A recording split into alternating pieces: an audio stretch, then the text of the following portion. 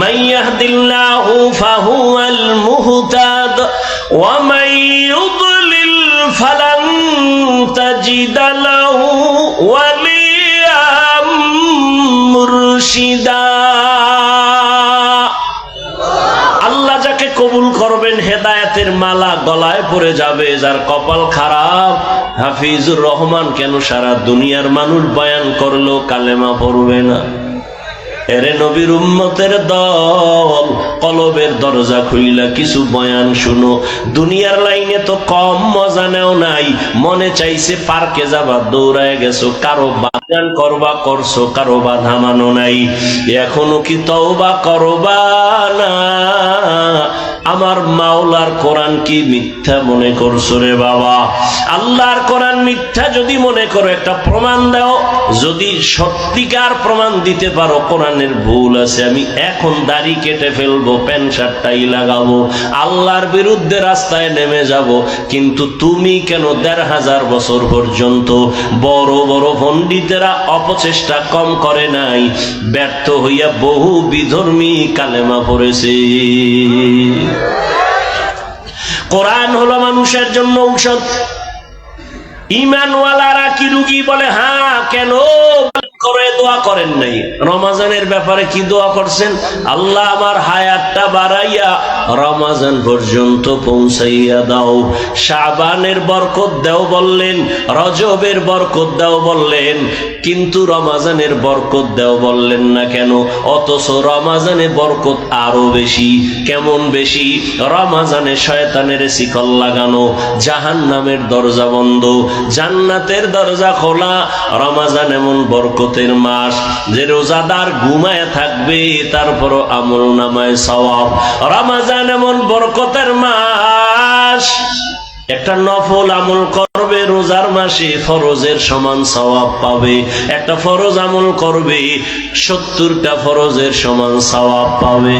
নবীজি এজন্য রমাজানে বরকত দাও বলে নাই, নবীজি বলছে রমাজান পর্যন্ত পৌঁছাইয়া দাও। কারণ এত বিশাল বরকত আমি কাজ করিয়া নিব, এমনি হাওয়ার উপরে নিতে চাই না। আমি কাজের মাধ্যমে নিব, রোজা রাখার মাধ্যমে বরকত নিব। তাহলে রমাজানে নবীজি রমাজানের জন্য দোয়া করছেন, রমাজান যেন পাইয়া মরি, করতে পারে না। কে আপনাদের বুঝায় আমল লাগে না? অথচ আপনি আবার হাদিস হাদিস মানেন, বলেন কি মানেন? হাদিস হাদিসে কি আপনি পান নাই? কিয়ামতের ময়দানে আমার আল্লাহ ফরজ আমলগুলো ঘাটতি যখন হবে, নফল দিয়া ঘাটতি পূরণ করবেন। ফরজ আমলের ঘাটতি পূরণ হবে নফল আমল দ্বারা। আর রমাজানে নফল তো নফল না, একটা নফল হলো নামাজ, আর একটা আমল হলো কোরআনের তেলাওয়াত। বুখারী শরীফের হাদিসে কুদসি, জমিনের মধ্যে আল্লাহর কাছে সব থেকে বেশি প্রিয় ওলি আউলিয়া যারা, যে কারণে আল্লাহ নিজেই বলেন নবীকে হাদিসে কুদসি, নবী যারা এরা শুধু ফরজ আমল করে না, বেশি বেশি নফল আমল করে। বিস্তারিত বলার সুযোগ নাই রে বাবা। অতএব আমি অনুরোধ করে বলবো, দ্বন্দ্ব চাই না, ঝগড়া চাই না, হিসাব কম কইরা আমল করো, বেশি করো, করতে থাকো। এই জন্য বলবো ৮ রাকাত তারাবির উপরে তুমি মান্যত কইরো না যে এর উপরে পড়বই না। হ্যাঁ, যদি তুমি মনে করো তুমি ৮ রাকাত তারাবি পড়বা, এর বেশি তারাবি ১ রাকাতও পড়বা না। ওই ভাইজানের কাছে আমার অনুরোধ, বিনয়ের সাথে আমি ছোট হিসেবে অনুরোধ করব, যদি আপনি ৮ রাকাতের বেশি তারাবি পড়বেন না বলে পাক্কা এরাদা করেন, ঠিক আছে, আমি আধা মিনিটের জন্য আপনার কথা সাপোর্ট দিলাম। তবে আমার অনুরোধ হলো আপনি ৮ রাকাত তারাবি হিসাবে পড়েন, ঠিক আছে, মেনে নিলাম। বাকি ১২ রাকাত নামাজও ছাড়িয়েন না। আগামী রমাজান পাবেন কিনা গ্যারান্টি নাই। জিদ কইরা, রাগ কইরা, অভিমান কইরা আমল থেকে আপনি দূরে সরবেন না, অনুরোধ করে গেলাম। কার সাথে আপনি রাগ কইরা এরপরে আপনি আমল ছাইরা দিতেছেন? মেনে নিলাম আপনি 8 রাকাত তারাবি পড়েন, আপনার সাথে তর্কে জড়াবো না। বাকি 12 রাকাত নফল হিসেবে পড়েন, ছাড়েন কেন? এই রমাজানের বরকত আর একবার পাবেন বলে গ্যারান্টি আছে? কার সাথে জিদ করে আমল থেকে দূরে যাচ্ছেন? কার সাথে রাগ করলেন আপনি? মেনে নিলাম আপনার 8 রাকাত, দ্বন্দ্ব নাই, আপনার সাথে তর্ক করে আর আমার সময় নেই। তর্ক করা ভালো না, পরিণাম ফল ভালো হয় না তর্কের কারণে। মেনে নিলাম আপনি 8 রাকাত পড়েন, বাকি 12 রাকাত আপনি পড়েন, নফল হিসাবে পড়েন। আর সে 8 রাকাতই পইরা যদি আবার ভাব থাকে আমি তো 8 রাকাতও বরবাদ। যদি ভিতরে ভাব আইসা যায় আমি তাহলে 8 রাকাতও বরবাদ। আল্লাহ হেদায়েত দান করুন। ওয়ানুনাজ্জিলু মিনাল কুরআনি মা হুয়া শিফাআ। তাহলে ঈমানওয়ালারা রোগী কেন? আমল নাই। এবার এখানে কিছু আল্লাহর বান্দা আছে আমল করে, প্রশ্ন আমলওয়ালাও কি রোগী? জবাব হলো হ্যাঁ, আমলওয়ালারাও রোগী। কেন? কয় বান্দা আমল করে ঠিক, তবে আমলের মধ্যে তাকওয়া নাই। নামাজ পড়ি মানুষকে দেখাবার জন্য, আল্লাহর জন্য পড়ি না। যাকাত দেই মানুষকে দেখাবার জন্য, আল্লাহর জন্য যাকাত দেই না। দান সদকা করি মানুষকে দেখাবার জন্য, মারহাবা না বললে মনে কষ্ট। তাহলে এই দান তো আল্লাহর জন্য হয় নাই। এই জন্য যাদের আমল আছে তারাও রোগী। ঔষধ হলো কোরআন থেকে নাও। তাকওয়ার অভাবে তোমার আমল দুর্বল। আল্লাহ তাআলা কোরআন অবতীর্ণ কেন করেছেন? আর আয়াত আমি মাঝখানে পড়েছিলাম, হুদাল লিন্নাস, দুনিয়ার সব মানুষের হেদায়েতের জন্য কোরআন। এখানেও প্রশ্ন জটিল। যদি সমস্ত দুনিয়ার মানুষের জন্য কোরআন হেদায়াত হয়, দুনিয়ার মানুষ কেন হেদায়াত পায় না? পাইছে সবাই? আর এই মাঠের দি পায় না, দুনিয়া বাদ দাও। এই মাঠের সবাই পাইছেন, বিড়ি টানতে টানতে ঢুকছে, বিড়ি টানতে টানতে বাড়ি যাব, পাক্কা হেদায়াত প্রাপ্ত। তাহলে এই মানুষ হেদায়াত পাইল না কেন? হেদায়ার মালিক আপনার ওয়াদা কই? দুনিয়ার সব মানুষের হেদায়াতের জন্য কোরআন অবতীর্ণ করলেন, দুনিয়ার সব মানুষ কেন হেদায়াত পায় না? এর সংক্ষিপ্ত জবাব, দুনিয়ার মানুষ হেদায়াত কেন পায় না? দুনিয়ার সবাই হেদায়াত চায় না। সবাই হেদায়াত, আবু জাহিল হেদায়াত পায় না কেন বলেন? হেদায়াত চায় নাই। আর ওমরের মতো বান্দা হেদায়াত পাইল কেন? বলে হেদায়াত চেয়ে ফেলেছে। আপনি জানেন মিথ্যা কথা বলা হারাম, জানেন না? এরপরও আপনি মিথ্যা বলেন কেন? আপনি হেদায়াত চান না। আপনি জানেন গালি দেওয়া হারাম, এরপর আপনি গালি দেন কেন? আপনি হেদায়াত চান না। আপনি জানেন গীবত করা হারাম, এরপর আপনি গীবত করেন কেন? বলে আপনি হেদায়েত জেনে শুনে হেদায়েত চান না, চাইলে তো গীবত করতেন না।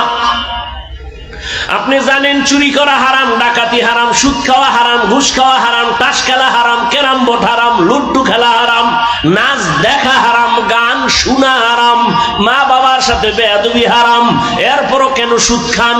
হেদায়েত চান না। কেন ঘুষ খাইতেছেন? হেদায়েত আপনি চান না। কেন চুরি করতেছেন? হেদায়েত চান না। কেন ডাকাতি করেন, জুলুম করেন? হেদায়েত আপনি চান না। কেন আপনি জুয়া খেলেন? কেন মদের বোতল নিয়ে দৌড়ান? কেন নেশা পান করেন? আপনি হেদায়াত চান না, এজন্য আল্লাহ আপনাকে হেদায়াত দেয় না। আপনি যদি চাইতেন তাহলে আল্লাহর কাছে বলতেন, আলেমদের কাছে দোয়া চাইতেন, হুজুর আমি যেন নামাজ পড়তে পারি, আমি যেন মিথ্যা থেকে বাঁচতে পারি, আমি যেন হারাম থেকে বাঁচতে পারি। এমন কুলাঙ্গার এই জমিনের মানুষ যে এমন অবস্থা হলো, নিজে হারাম খাইয়া মরলে তো এক ঝামেলা শেষ, কিন্তু না, ঘরের বিবিটাকেও মেহেম মুসিবতে ফেলে মরে যায়। সন্তানগুলো লজ্জায় কারো সামনে মুখ দেখাইতে পারে না, কারণ বাবা এত জালেম, ওর সন্তান কেউ কেউ পছন্দ করে না। বাবা হারাম টাকা দিয়ে সন্তানকে খাওয়াইয়া বড় বানাও, সন্তানের অপরাধ কি? তাকে হারাম খাওয়াও কেন? তোমার স্ত্রীর অন্যায় কি? তারে কেন হারাম টাকা দিয়ে তুমি সংসার চালায় তারে খানা দিয়ে রক্ত নাপাক করো? আল্লাহর আদালতে করায় গন্ডায় হিসাব দিতে হবে। আল্লাহ হেদায়াতের জন্য কোরআন দিলেন, দুনিয়ার সবার পায় না কেন? দুনিয়ার মানুষ হেদায়াত চায় না। আসেন আমার প্রথম আয়াতে, হুদাল্লিল মুত্তাকিন, আল্লাহ কোরআন অবতীর্ণ করেছেন মুত্তাকিন যারা, তাদের হেদায়াতের জন্য। এখানেও ভালো করে একটু খেয়াল করেন, মুত্তাকি কারা? যাদের মধ্যে থাকবে তাকওয়া। তাকওয়া মানে আল্লাহর ভয়। তাকওয়া মানে কি? আল্লাহর ভয়। আমি যদি আপনাদেরকে এখন প্রশ্ন করি, এই ময়দানে আপনারা কারা কারা আল্লাহকে ভয় করেন, যদি জিজ্ঞাসা করি, সবাই হাত উঠাবে না? সালাক দুই একটা থাকলে না জানে এবার পা দুইটাও উঠাইয়া দেয়, চার হাত পা আল্লাহরে ভয় করে। অথচ যেই বান্দা নামাজ পড়ে না সেও বলে আমি আল্লাহকে ভয় করি, যে রোজা রাখবে না সেও বলে আল্লাহকে ভয় করি। কেমন নিমক হারাম খায়, রোজা রাখলে আমার অসুস্থতা বেড়ে যায়। অথচ চিকিৎসা বিজ্ঞানীরা কি বলে? হুজুর গো কথা মানবা না, কপাল খারাপ। চিকিৎসা বিজ্ঞানীরা কি বলে? রোজা সুস্থ থাকার মহা ঔষধ রোজা। আর তুমি বানাইছো এটা অসুস্থ হওয়ার একটা মাধ্যম। এজন্য তো রসুল সোমবার বৃহস্পতিবার সপ্তাহে রোজা রাখতেন। কষ্ট আপনি অভ্যাস করেন, দেখবেন শরীরের ব্যালেন্স ফিরে আসবে, সুস্থতা ফিরে আসবে। মানুষের শারীরিক সুস্থতার এক মহা ঔষধের নাম রমাজানের রোজা। শুধু রমাজান কেন, অল টাইম রোজা রাখবেন। এই শাবানে রসুল রোজা রাখছেন, সোমবার বৃহস্পতিবার রসুল রোজা রাখতেন। দেখেন রোজা রাখলে অনেক লাভ। আল্লাহ তৌফিক দান করেন। তো সবাই বলে আমি আল্লাহকে ভয় করি, যারা সুদের সাথে জড়িত তারাও বলে আল্লাহকে ভয় করি, যারা পর্দা করে না তারাও বলে আল্লাহকে ভয় করি। আমি নামাজ পড়ি, আমি বলি আল্লাহকে ভয় করি। আমি হালাল খাই বলি আল্লাহকে ভয় করি। দুই ভয় সমান? আপনার ভয়টা আসলে ভয়ই না। ভয়ের ব্যাখ্যা কি? কয়েকজনের সাপ দেখলে ভয় পায়, তার বাস্তবতা কি বলে? সাপ যেখানে থাকবে সেখানেও যাবে না। মাঝে মাঝে ঘুমের মধ্যে চিৎকার দেয় সাপ সাপ বলিয়া, কারণ সাপের ভয় বেশি। একটা সন্তান মা বাবাকে ভয় করে, অন্যায় করে না। একটা ছাত্র শিক্ষকের ভয় করে, অন্যায় করে না। ঠিক এই জমিনের মধ্যে যেই বান্দা আমার আল্লাহকে ভয় করবে, ওই বান্দা গলায় ছুরি লাগাবে, দাড়ির মধ্যে অস্ত্র লাগাবে না। হরকে দারত খৌফে হকদার দিল মাদাম জন্নতুল মাওয়াতে হদ ও রামাকাম জুজবা হক চি জে মখাজ ইনসো জা ফজলে উআ মস্তে দর জুমলা জাহা। আপনাদের কষ্ট হয়? খারাপ লাগতেছে? जिंदगी में बंदगी तू करना है, जिंदगी में बंदगी तू करना है, जिंदगी बे बंदगी शर्मिंदा है, जिंदगी बे बंदगी शर्मिंदा है। दुनिया में हो दुनिया का तालबगार न हो, बाजार से गुजर हो खरीदार न हो।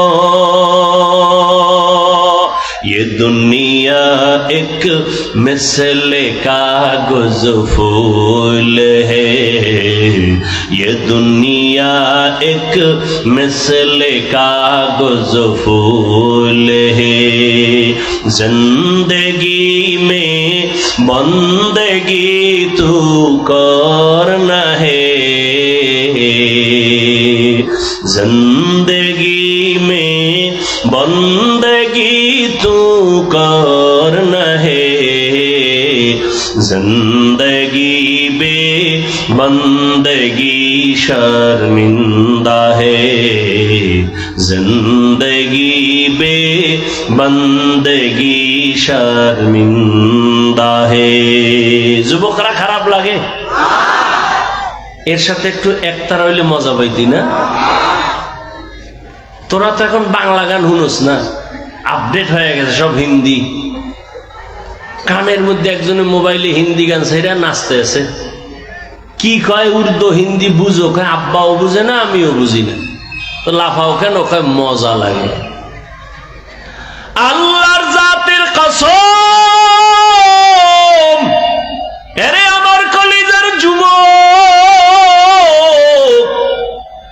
মোবাইল তো জীবনে ছাড়বি না, জিব্রাইলও বললেও ছাড়বি না, যেহেতু ওটা নিয়ে মরবি।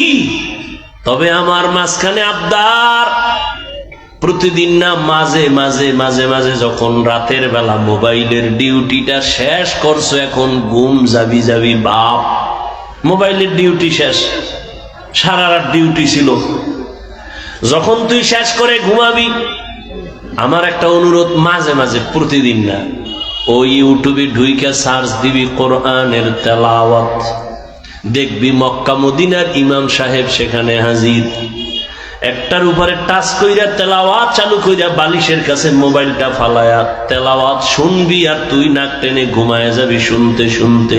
আমার অন্তর সাক্ষী দেয় ইনশাআল্লাহ এইভাবে যদি তেলাওয়াত শুনে শুনে ঘুমাও, একদিন তোর চোখ থেকে পানি বের হবে, আর তওবা নিজেই করবি, জীবনে আর গানের তার কানে দিবি না। হিন্দি গান শুনো কেন?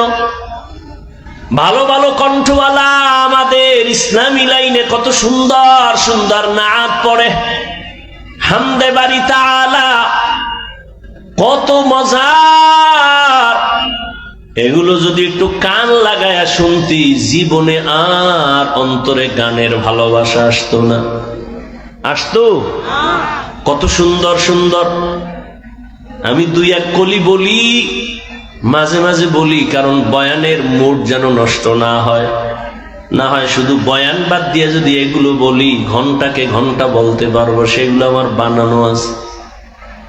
এগুলো তুমি শুনতে থাকো, দিল শান্ত হবে, গুনার দিক থেকে ফিরতে পারবা বাবা। ওরে, গুনার আকর্ষণ তোমার অন্তরে যেমন আছে আমারও তো আছে। আমি চাইলেই তো গুনাহ করতে পারি, আমি চাইলেই তো, কিন্তু না রে বাবা, কয়দিন আর দুনিয়ার হায়াত। চোখের সামনে যত লাশ দেখি, যুবকের লাশ দেখি বেশি। করোনায় যুবকের লাশ, ছাত্র জনতার আন্দোলনে যুবকের লাশ, ডেঙ্গুর মহামারীতে যুবকের লাশ, পানির নিচে যুবকের লাশ, ঘরের ঘুমের বিছানায় যুবকের লাশ। তোরে অল্প বয়সে পঙ্গু বানায় ফেলবে, চোখের পাওয়ার থাকবে না, কানের পাওয়ার থাকবে না, কিডনি দুর্বল হবে, হার্ট দুর্বল হবে, ফট কইরা সুস্থ, বলবি বুকে ব্যথা ধর, সবাই ধইরা দেখবে নাই কিও, ডাক্তার কয় রোগ নাই, মরলো কেন, কয় নতুন এক রোগ আসছে জমিনে আসমান থেকে, হঠাৎ রোগ।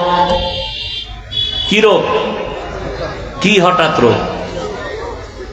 এই মোবাইল দেখ, দেখবি হঠাৎ করে মরে যাবে। আর একটা মাছ বসে থাকে তো আরো আগুন।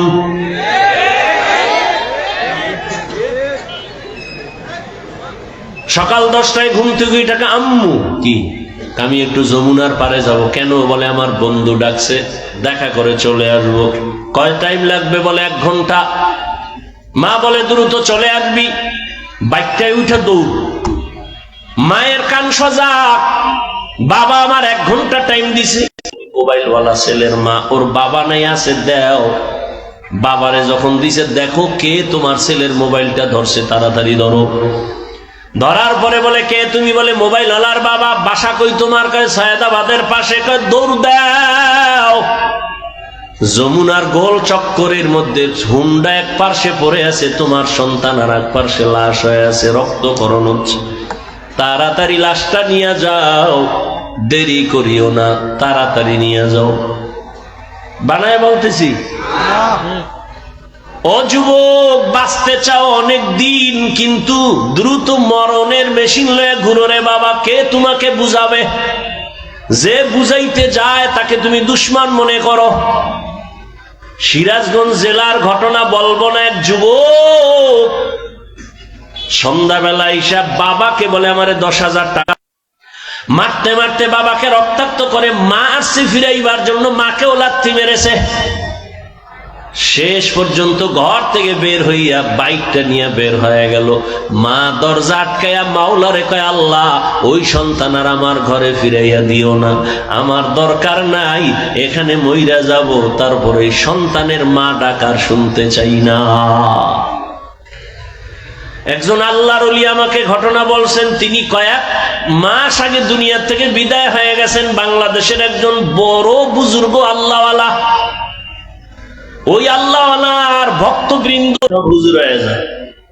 একবারও বলি না আমার মতো 5 কল্লি টুপি লাগাও, আমি কওমি মাদ্রাসার তাজা সন্তান।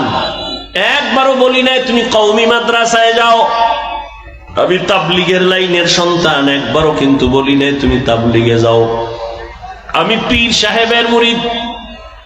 আমি শুধু মুরিদ না, বাংলাদেশে যারা পীর মুরিদি অলিয়া উলিয়া মানে না, তাদেরকে আমি চ্যালেঞ্জ দিয়েছি, আল্লাহর জাতের কসম, যারা বলে পীর আউলিয়া মানে না, ওরা কোরআন মানে না, বুখারী মানে না, ওরা এমন ভণ্ড, ওদের যারা ভণ্ড বলবে না তারাও ভণ্ড। যারা অলিয়া উলিয়া মানে না, ওরা কোরআন মানে না, বুখারী মানে না। কিন্তু আমি একবারও কাউকে বলি না তুমি পীরের কাছে যাও। তাহলে আমি এত চিল্লাইয়া বয়ান করার মূল টার্গেটটা কি আমার? 1 মিনিট পরে আমি বলতেছি, যুবক বাবারা, তুমি স্কুলে পড়ো, কলেজে পড়ো, চাকরি করো, ব্যবসা করো, কোনো বাধা নাই রে বাবা।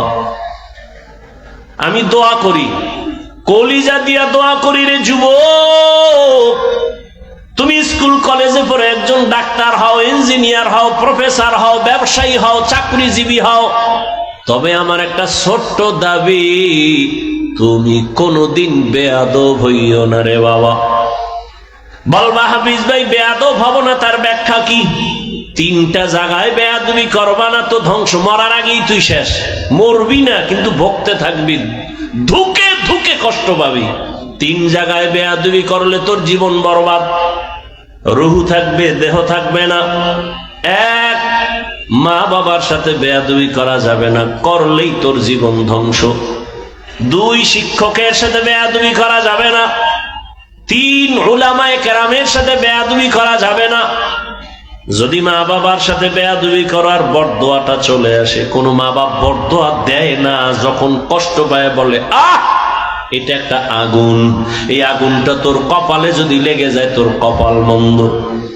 শিক্ষক যদি তোমার আচরণে কষ্ট পায় বলে আহ, এই কষ্টের নিঃশ্বাস আগুন হইয়া তোকে ধ্বংস করে ফেলবে।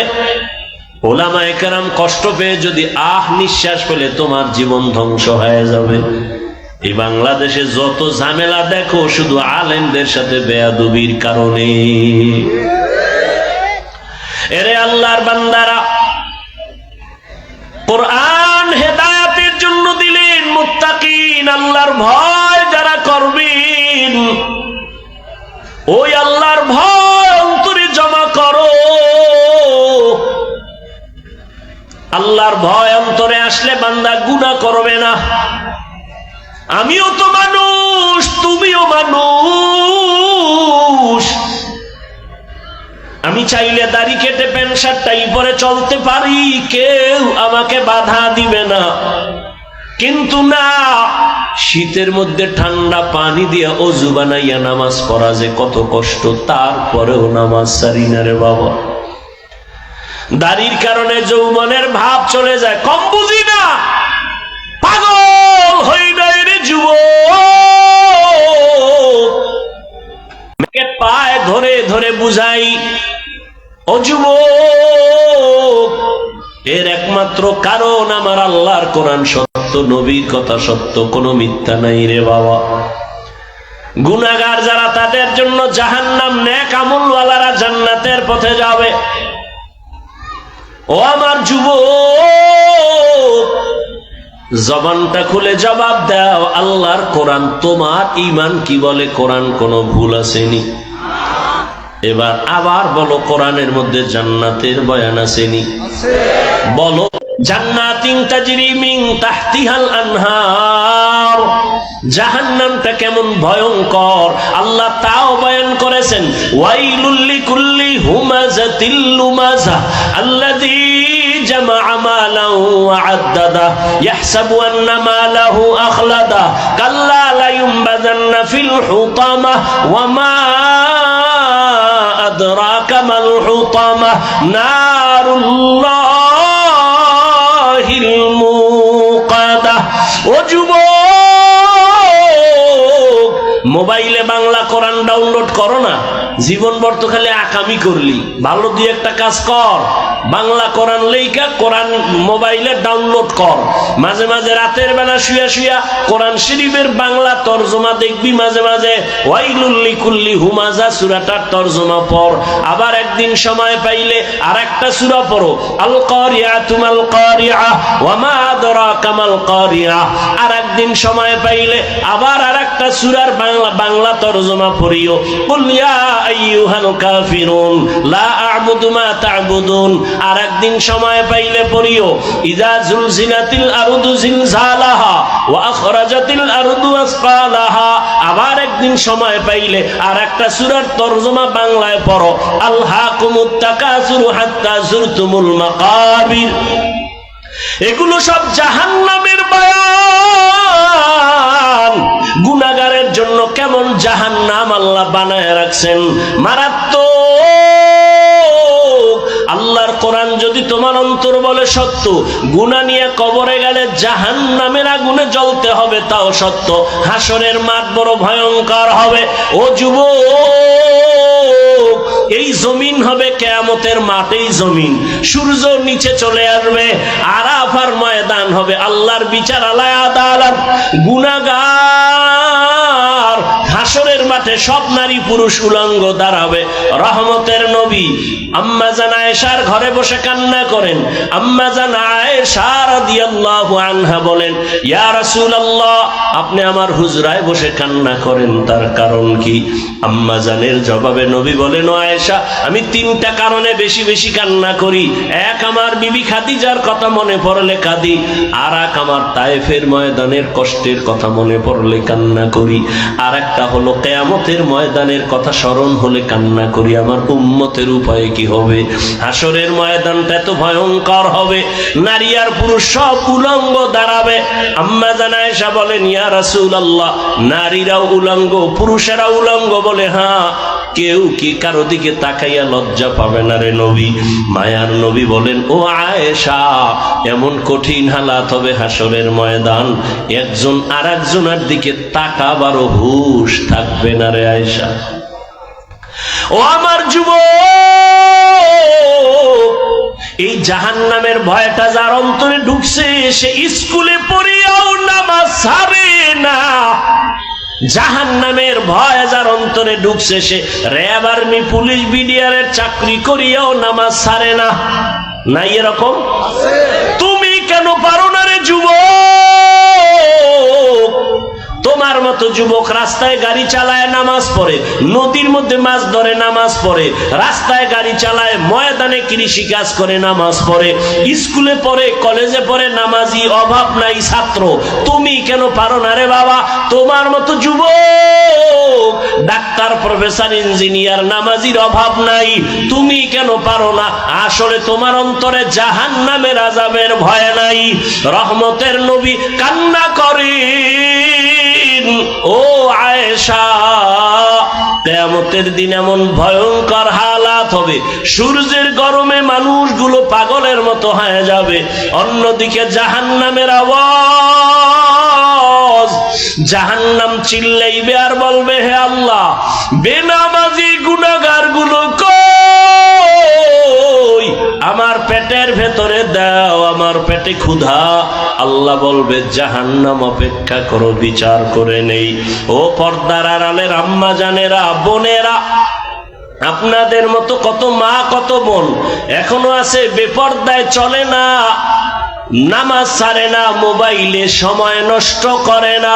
এরে আম্মা জান, আপনারা কেন পারবেন না? একটা নেককার সন্তান জমিনে রেখে যান, সন্তানটাকে ডাক্তার বানাবেন, তবে দাবি বেয়াদব যেন না হয়। আপনার সন্তানের ব্যবহারে মা বাবা, শিক্ষক, আলেম ওলামা কখনো যেন কষ্ট না পায়। সন্তানটাকে আদর্শওয়ালা ইঞ্জিনিয়ার বানায় যান, কোরআন পড়িয়া পড়িয়া আপনার জন্য দোয়া করবে, নামাজ পড়বে, ডাক্তার হলেও নামাজ পড়বে, আপনার জন্য দোয়া করবে।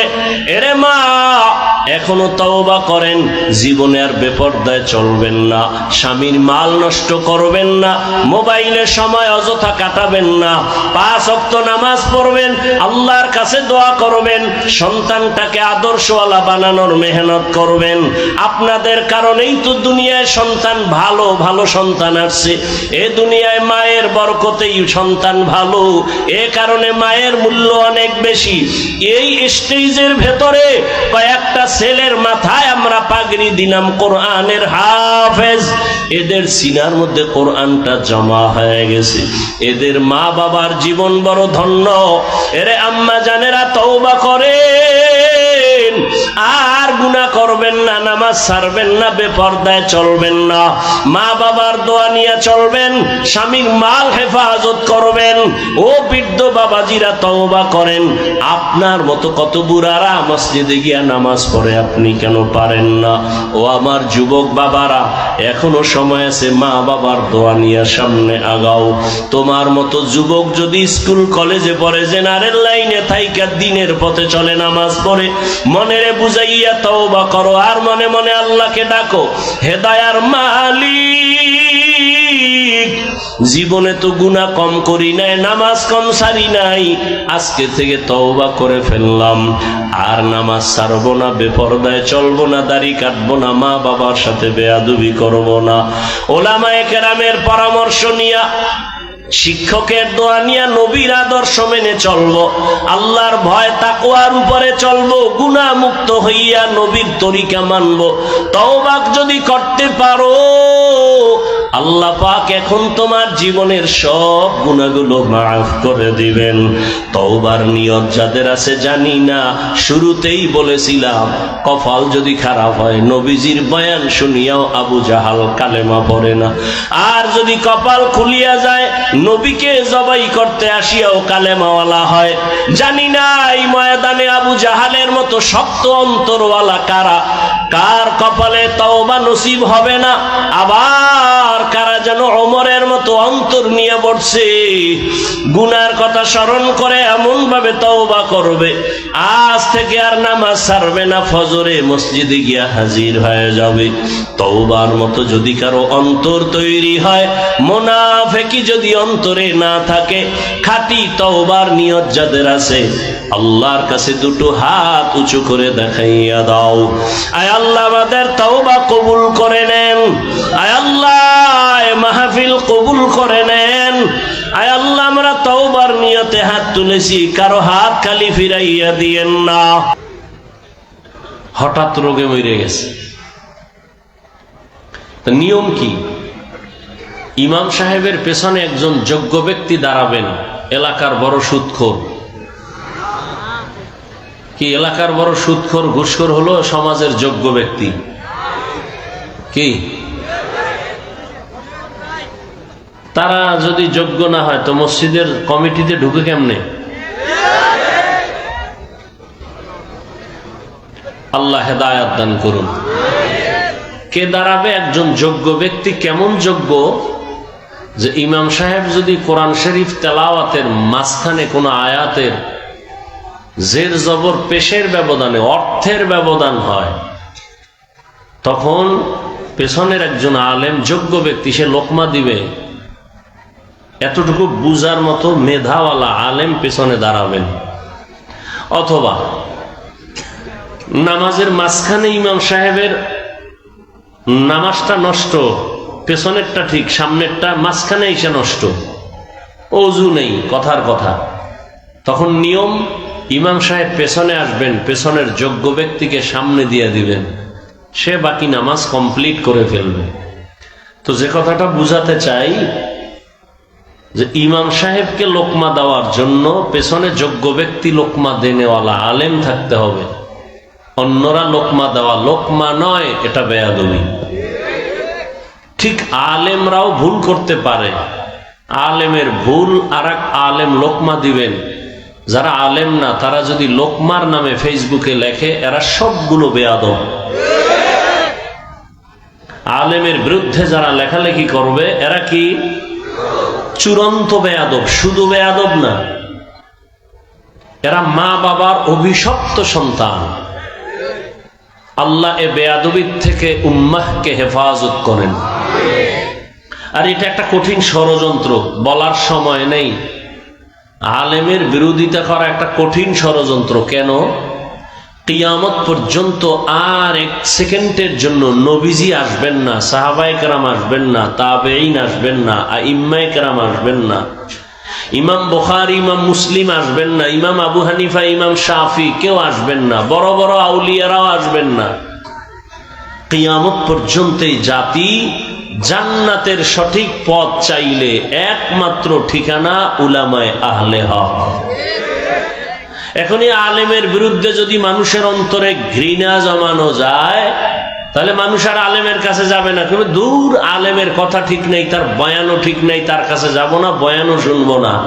অটোমেটিকলি মানুষ ইসলাম থেকে পেছনে চলে যাবে। বলতে হবে না বয়ান বন্ধ করো, মানুষের ভক্তি শ্রদ্ধা নষ্ট হবে, আর ওয়াজে আসবে না, বয়ান আস্তে আস্তে বন্ধ হবে। যেমন সকালবেলার মক্তব বন্ধ হয়ে গেছে, বাংলাদেশে দাঁড়িয়ে কোনো হিন্দু, কোনো বৌদ্ধ, কোনো ইহুদি, কোনো খ্রিস্টান বলে নাই মক্তব বন্ধ করে দাও। এমন চক্রান্ত করেছে যে অটোমেটিক মক্তব বন্ধ হয়ে গেছে। সে চক্রান্ত কি? ফজরের আজান দিতে যখন মুয়াজ্জিন উঠে, ঠিক সেই টাইমে আম্মাজান উঠেন, বাচ্চাকে কেজিতে পাঠাবে। এমন একটা শিক্ষা প্রতিষ্ঠান করা হয়েছে যে ফজরের সাথে সাথে ক্লাস শুরু, গাড়ি ফ্রি, টাকা ফ্রি, নাস্তা ফ্রি, বই ফ্রি, এত কিছু ফ্রি দেয় বেঈমানেরা মুসলমানকে। কেন? দুশ্মন দুশ্মনী করবে, এটা তার গুণ। দুশ্মন বন্ধু সুলভ আচরণ করা, এটা তার লক্ষণ খারাপ, এটা গুণ নয়। ইসলামের দুশ্মনেরা কখনোই মুসলমানের পক্ষে কাজ করবে না, যদি করে ষড়যন্ত্র। বুঝতে হবে এটা ষড়যন্ত্র। তাহলে সকালবেলার সেই মক্তব বন্ধ হয়ে গেছে, নাই, কিন্তু কেউ মাইকিং কইরা বন্ধ করে নাই, এমন এক চক্রান্ত করছে, অটোমেটিক বন্ধ হয়ে গেছে। অথচ সেই সময়ের মক্তব, ছোটবেলার বহু মক্তবে পড়ুয়া আজকে ডিসি হইয়া কোরআন শরীফ শিখে ফেলছে সেই মক্তবে, এখন সে মক্তব নাই। এই জন্য উলামায়ে কেরামের বিরোধিতা যারা করবে, এদের থেকে খুব সতর্ক, সাবধান। উলামায়ে কেরামের বিরুদ্ধে যদি মানুষ অভক্তি হয়ে যায়, তো ইসলাম দুর্বল হয়ে যায়। আল্লাহ আমাদের সব ভাইকে সহি বুঝ দান করেন। ভাই, বয়ান সবকিছুই আমি জানি, আপনি জানেন, আমাদের কাজ হলো বুঝটাকে ঠিক করা। সবার বুঝের অভাব।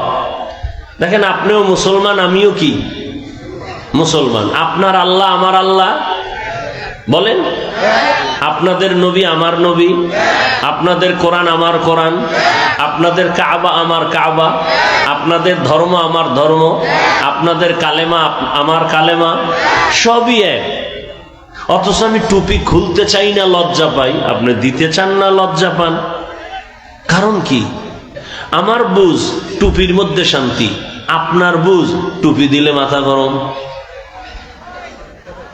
আমার বুঝ আমি দাড়ি রাখলে সম্মান, আপনার বুঝ কি দাড়ি না রাখলে সম্মান। আমার বুঝ নামাজ পড়লে শান্তি, আপনার বুঝ নামাজ না পড়লে শান্তি। না হয় আপনি মুসলমান, আল্লাহ মানেন, নবী মানেন, কোরআন মানেন, হাদিস মানেন, আপনাকে বয়ান করব কেন? বয়ান তো হিন্দুদেরকে করব, যারা আল্লাহ চিনে না, নবী চিনে না, কোরআন বুঝে না। আপনাদের করব কেন? আপনারা তো মুসলমান। অথচ আপনাকে করব কেন না? আপনার পেছনে ঘুরতে ঘুরতে ঘুরতে ঘুরতে ঘুরতে সারাটা বছর শেষ। না টাইম মতো খানা, না টাইম মতো ঘুম। এই রাতের খানা এখন খাইয়া 2 রাকাত ফরজ নামাজ পড়ে আসলাম, বিতির পরে পড়ব। এই আমি একা, হাজারো হাজারো আলেম এই পিছনে আপনাদের, শুধু আপনাদের পিছনে। তাবলিগালাদের মেহনত আপনাদের নিয়ে, পীর মাশায়েখের মেহনত আপনাদের জন্য, বক্তাদের মেহনত আপনাদেরকে নিয়ে, জুমার খতিব ও ইমামের মেহনত আপনাদেরকে নিয়ে। এরপরও ফলাফল শূন্য কেন? ফলাফল তো জিরো। এই যে এত মানুষ চাপাবাজি করবেন কালকে চায়ের দোকানে, ও বহু মানুষ হয়েছে। কি হবে এই চাপাবাজিতে? অনেক লোক হওয়া সফলতা নয়, ফজরের মসজিদে মুসল্লি হাজির হওয়া সফলতা। তো এত লোক হয়েছে ফজরে মসজিদ খালি, লাভ কি? চাপাবাজি করতে পারবেন, ফলাফল কি? এত লোক এখানে হাজির হয়েছে, আজকে ফজর পড়ে নাই, জোহর পড়ে নাই, আসর পড়ে নাই, মাগরিব পড়ে নাই, এশাও পড়ে নাই। মোনাজাতের পরে বাসায় গিয়ে আবার সে মোবাইল দিয়া জেনা জেনা জেনা, চোখের জেনা, কানের জেনা, জবানের জেনা, অন্তরের জেনা। মনে হয় পুরো ঘরের মধ্যে জেনা চলতেছে। মোবাইলের গুনাহ দেখতে দেখতে চেহারাটা নষ্ট হয়ে গেছে, কোনো চেহারায় নূর নাই, আলো নাই, মায়া নাই। ওদিকে কিডনি দুর্বল এই মোবাইলের কারণে, হার্ট দুর্বল, ব্রেন দুর্বল, চেহারা দুর্বল, শক্তি দুর্বল, কানের পাওয়ার নাই, চোখের পাওয়ার নাই, চরিত্র নাই, লেখাপড়া নাই। চতুর্মুখী বটদোয়ার মাঝখানে বসে আছে মোবাইলওয়ালারা। মাও বটদোয়া করে, বাবাও বটদোয়া করে। কেন? এই মোবাইলকে কেন্দ্র করে বহু সন্তান মায়ের সাথে বেয়াদবি করেছে, বাবার সাথে বেয়াদবি, শিক্ষকের সাথে বেয়াদবি, আলেমের সাথে বেয়াদবি। এক কথায় মোবাইল তোমাকে জাহান্নামে নেওয়া ছাড়া তুমি ঠান্ডা হবে না। দ্রুত জাহান্নামে যাওয়ার একটা মাধ্যম এই মোবাইল। পাগল হয়ে গেছে, মা ছাড়বে, বাপ ছাড়বে, মোবাইল ছাড়বে না। বিয়া শাদিতে এখন উপহার কি দেয়? মোবাইল। জামাইরে মোবাইল দিছে মাইয়ার বাপ, যেন তাড়াতাড়ি সাইট কালেকশন করে ভাগতে পারো। কি পরিমাণ নির্লজ্জ! আল্লাহ হেদায়েত দান করুন। স্ত্রীর হাতে মোবাইল দিছে, খুব দামি। জানো স্ত্রী বিদেশ যাবে তো একটা দামি মোবাইল দিয়ে গেছে, যে তুমি ভিডিও কলে আমার কথা বলার নাম দিয়া তুমি ভিন্ন দিকে দৌড়াবা। না দিলে বলবে বউ আমি থাকবো না। আল্লাহ আমাদেরকে হেদায়েত দান করেন। আমিনও কয় না, যদি কবুল হয়ে যায়। আপনারা হাসেন, সি সি, আমি হাসির কোনো কথা বলছি? যা বলছি যদি অন্তর ঠিক থাকতো তো কান্না আসতো। লজ্জা শরম চলে গেছে তো এজন্য এখন হাসি আসে, কান্না আসে না। ১৫০০ বছর আগে রসুল বলে গেছেন, যাদের লজ্জা নাই ওদের ঈমান নাই। লা ঈমান লিমান লা হায়া আলা। আল্লাহ সবাইকে কবুল করেন। আমি যে আয়াত পড়েছি তর্জমাটা বলে সংক্ষেপ কিছু ব্যাখ্যা, আল্লাহ যদি তৌফিক দান করেন আর আপনারা যদি অধীর আগ্রহে দোয়া করেন। কারণ বক্তার এলেম আমল দিয়ে বয়ান করা যায় না, এটা মিথ্যা কথা। বয়ান হওয়ার জন্য 2টা পুঁজি লাগে, এক গোপন, এক পুঁজি আল্লাহর রহমত, আর এক পুঁজি শ্রোতাদের অন্তরের মোহাব্বত। এই 2 জিনিস এক হলে বয়ান হয়। বয়ান কোন বয়ান? একটা আসামিকে নিয়ে, অন্যায়কারী এক আসামিকে পুলিশে ধইরা থানায় নিছে। এটা কোন থানা? সিরাজগঞ্জ সদর। সিরাজগঞ্জ সদর থানায় নিয়া বেতের বাড়ি দিতেছে। অপরাধী কান্না করে না, এমনি চিল্লায় কিন্তু কান্না নাই। হ্যাঁ যুবক, জীবনে মন মতো টাল বাহানা তো বহু করেছো, একটু খেয়াল করো। আমার বয়ানে হেদায়াত আছে, গ্যারান্টি দেওয়ার কোনো সুযোগ নাই। তুমি বয়ান শুনলেই মানতে হবে, তারও কোনো বাধ্যবাধকতা নাই, শুধু শুনো। যুবকটাকে থানায় নিয়ে যখন বেতের বাড়ি দিতেছে, যুবকের চোখে পানি নেই, শুধু চিল্লায়। আর বয়ানের প্যান্ডেলে যখন আল্লাহর প্রিয় বান্দারা বয়ান করে, 200 হাত দূরে বসে এক যুবক কান্না করে, ওরে মারলো কে?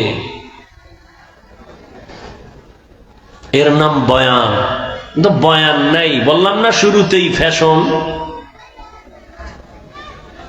আমাদের বয়ান করা পেশা, আপনাদের বয়ান শোনার নেশা। বয়ান উপলক্ষে বিশাল মার্কেট, কি নাই? ওই মার্কেটে কি অবাধে মেয়ে ছেলেরা ঘুরতেছে। ওয়াজে আইসা একটা বেলুন কিনছে, বেলুন মোনাজাতের পরে কান্দে ঝুলায় বাড়ি যাইব। ম্যাডাম কইব কি পাইছো? আছে কইছে মোনাজাতে বেলুন কবুল হয়ে গেছে।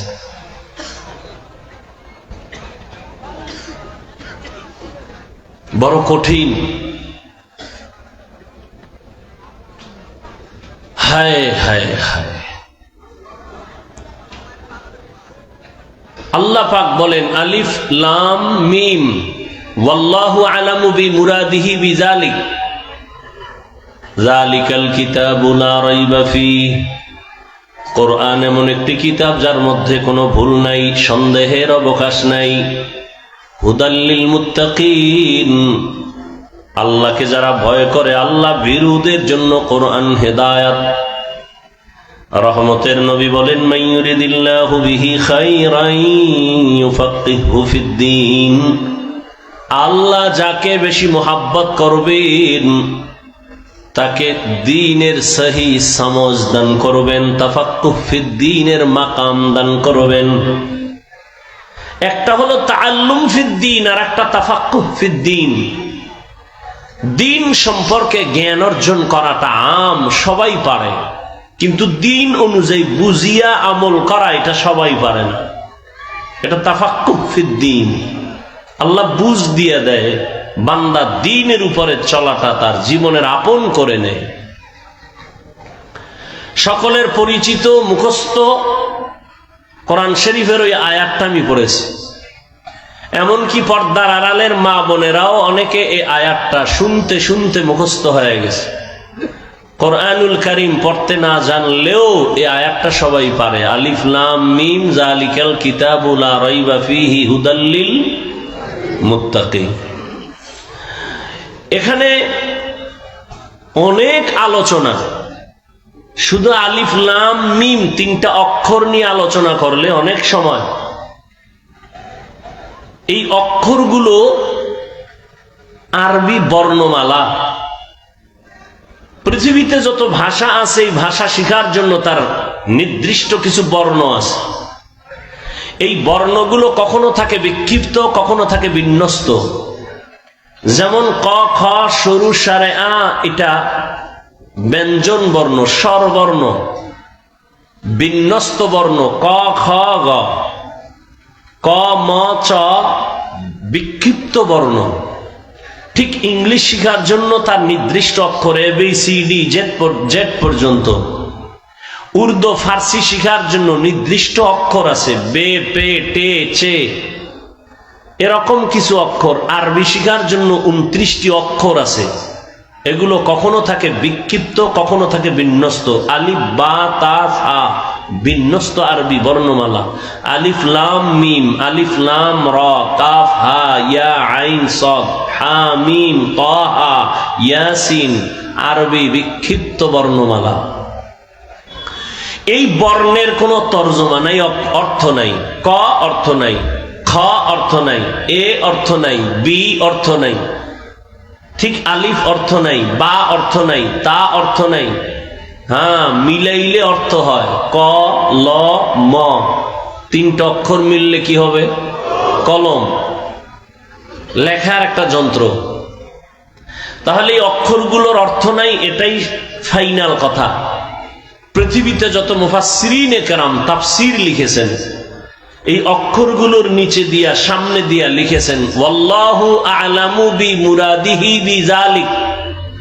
এই যে তাহা, ইয়াসিন, আলিফ লাম মিম, আলিফ লাম রা, এই অক্ষরের রহস্য আল্লাহ ভালো জানেন, আমি মুফাসসির জানি না। এবার সামনে থেকে তর্জমা করে জালিকাল কিতাব, এই কিতাব, এ তর্জমা শুরু। প্রশ্ন এখানে জটিল। পৃথিবীর মধ্যে শ্রেষ্ঠ এক কিতাবের নাম কোরআন। এটা এমন এক কিতাব যার মতো দ্বিতীয় কোনো কিতাব নাই। তাওরাত আল্লাহর দেয়া কিতাব, জবুর আল্লাহর দেয়া কিতাব, ইনজিল আল্লাহর দেয়া কিতাব, সহিফায়ে নূহ আল্লাহর দেয়া কিতাব। কিন্তু কোরআন এটা কেমন কিতাব? আল্লাহ কোন কিতাবকে হেফাজতের জিম্মাদারি নেননি, কোরআন হেফাজতের জিম্মা নিয়েছেন। কোরআন এমন একটি কিতাব যে কিতাব ধরলে বরকত, তাকাইলে সওয়াব, পড়লে সওয়াব। এটা এমন একটা দামি কিতাব, নরমাল কাপড়ের কোনো মূল্য নাই, কিন্তু কোরআনের সাথে মিশায়া দেন, গিলাফ নাম হবে, দাম বেড়ে যাবে। সোফা সেট কত দামি, লক্ষ টাকা দিয়ে কেনা হয়েছে, কোনো মূল্য নাই। সামান্য নরমাল কাঠ দিয়ে রেহাল বানায় কোরআনে লাগায় দেন, দাম বেড়ে গেল। মজলিসটার কোনো মূল্য নাই, এত মূল্য কেন? শুধু কোরআনের বরকত। কোরআন নাজিলের কারণে রমাজানের বরকত। মক্কা নগরীতে আসছে, মক্কা নগরীর বরকত। প্রশ্ন বড় জটিল, এত সুন্দর দামি কিতাবে অর্থহীন অক্ষর দিলেন কেন আল্লাহ? যেই অক্ষরের অর্থ নাই সে অক্ষর এত দামি কিতাবে দিলেন কেন? প্রশ্ন। এইভাবে একটা একটা আলোচনা করলে অনেক সময় আমি এই বিষয়ে কোনো কথা বলবো না। আমি আজকে শুধু একটা শব্দ নিয়ে আলোচনা করব, হুদাল্লিল মুত্তাকিন। এই শব্দ দুইটার উপরে আমি সামান্য কথা বলবো। হুদাল্লিল মুত্তাকিনের মূল বিষয় হলো আল্লাহ বুঝাতে চান আমি কোরআন অবতীর্ণ করলাম কেন। এই কেনর জবাব দিয়ে মোনাজাত। আল্লাহ কোরআন অবতীর্ণ করলেন কেন, এই কেনর জবাব দিব। আল্লাহ কেনর জবাবে এখানে বলেন মুত্তাকি যারা, তাদের হেদায়েতের জন্য কোরআন দিলাম। আল্লাহ কোরআন অবতীর্ণ করলেন কেন, এই কথার জবাব আরেক আয়াতে আল্লাহ দিয়া বলেন শাহরু রমাদানাল্লাযী উনজিলা ফীহিল কুরআন হুদাল লিন্নাস ওয়া বাইয়িনাতিম মিনাল হুদা ওয়াল ফুরকান। রমজানে কোরআন অবতীর্ণ করেছি। কেন অবতীর্ণ করলাম? হুদাল লিন্নাস, দুনিয়ার সব মানুষের হেদায়েতের জন্য আমি কোরআন অবতীর্ণ করেছি। একটু আগে আয়াতে বলা হয়েছে আল্লাহ কোরআন দিলেন কেন? মুত্তাকিনদের হেদায়েতের জন্য। আর এখানে আল্লাহ বলেন দুনিয়ার সব মানুষের হেদায়েতের জন্য কোরআন দিলাম। আল্লাহ তাআলা কোরআন অবতীর্ণ কেন করলেন তার জবাবে আর আয়াতে বলেন ওয়ানুনাজ্জিলু মিনাল কুরআন মা হুয়া শিফাউ ওয়া রাহমাতুল লিল মুমিনিন।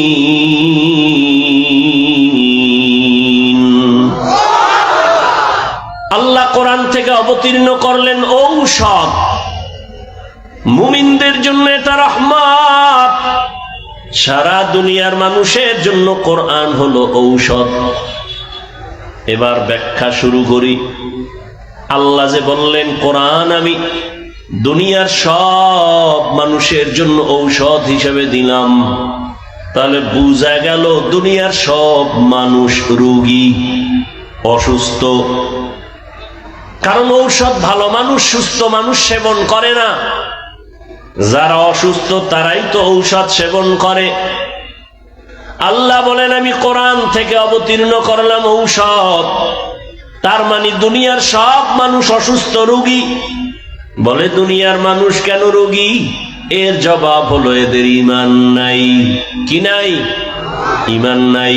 প্রশ্ন, যাদের ঈমান আছে তারাও কি রোগী? বলি হ্যাঁ, তারাও রোগী। কেন? বলে এই সয়দাবাদের ময়দানে বহু ঈমানওয়ালা বসে আছে, এরপরও তারা রোগী কেন? তাদের আমল নাই। কি নাই? আমলের খবর নাই। অথচ আল্লাহ বলেন আমি মানুষ বানাইছি আমলের পরীক্ষা দেওয়ার জন্য। আল্লাযী খালাকাল মাউতা ওয়াল হায়াতা লিয়াবলুয়াকুম আইয়ুকুম আহসানু আমালা ওয়া হুয়াল আজিজুল গফুর। এই কালামে জিন্দা কুরআনে হাকিম হিকমতে উলায়া জালাসতু কদিম বখা কুরআন কালামুল্লাহ বশনো কদিমাস ই নইনো। আল্লাহ তাআলা মানুষকে আমলের পরীক্ষা দেওয়ার জন্য পাঠাইলেন, কিন্তু অন্তরে ভরা অনেক দুঃখ। কারা কারা জানি ময়দানে বলে আমলের দরকার নাই। আবার একদল কয় আমল যদিও করো মোটামুটি ফরজ আমল করো, নফলের কোনো দরকার নাই। অথচ সামনে আসতেছে রমজান, এমন এক বরকতের মাস, যেই মাসের ব্যাপারে রহমতের নবী দোয়া করছেন। বর্তমান শাবানের আগে রজব, সামনে রমজান। রহমতের নবী বলেন রজব আমার আল্লাহর মাস, শাবান আমি মুহাম্মদের মাস, রমজান আমার উম্মতের মাস। রজবের চাঁদ দেখে রহমতের নবী দোয়া করতেন, আল্লাহুম্মা বারিক লানা ফি রাজাবা ওয়া শাবান ওয়া বাল্লিগনা রমাজান। ভালো করে খেয়াল করেন নবীজি দোয়াটা কেমন করছে। নবী বলেন, ও আল্লাহ, রজবে আমাকে বরকত দান করেন, শাবানে বরকত দান করেন। রজব ও শাবান থেকে রমাজান কি দাম আরো বেশি না? কিন্তু রমাজানে বরকত দান করেন বলে বলেন নাই। আবার খেয়াল করেন, এই মোনাজাতটা দিয়ে লাইলে তো শেষ, তালবাহানা কইরো না, বুঝো যুবক বাবারা। শুরুতেই বলছি বয়ান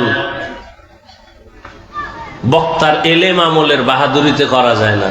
আল্লাহর রহমত আর শ্রোতাদের অন্তরের মোহাব্বত লাগবে। এর গজবের মোবাইল নিয়ে ব্যস্ত হলে তুমি কি বয়ান শুনবা? তোমার কপালে তো খারাপ কেন? 24টা ঘন্টাই মোবাইল নিয়ে মরো। মাওলায় বেহেশতের বাগানে নিয়ে এসছে, 2টা ঘন্টা মোবাইল ছাড়া থাকতে পারো না। শয়তানকে এখানেও বিজয় করলা। আল্লাহ হেদায়াত না দিলে করার কি? কপাল যদি হুইরা যায় তো আমি হাফিজুর রহমান কেন, মক্কা মদিনার ইমাম কেন, স্বয়ং রসুল বয়ান করলে ওর কপাল খুলে না। যেই রসুলের চেহারাটা এক নজর দেখবে জাহান্নামের আগুন হারাম। কেমন মায়ার নবী আমার, যেই রহমতের নবীর দিকে তাকাবে পেটের ক্ষুধা থাকে না। কিন্তু কি দুঃখ, একদিন আর দুদিন না 13 বছর পর্যন্ত রহমতের নবীকে অন্তর ভরে দেখলো, বয়ান শুনলো, কিন্তু এই বেঈমান কালেমা পড়ল না। জানেননি এমন বড় বেঈমানের নাম কে?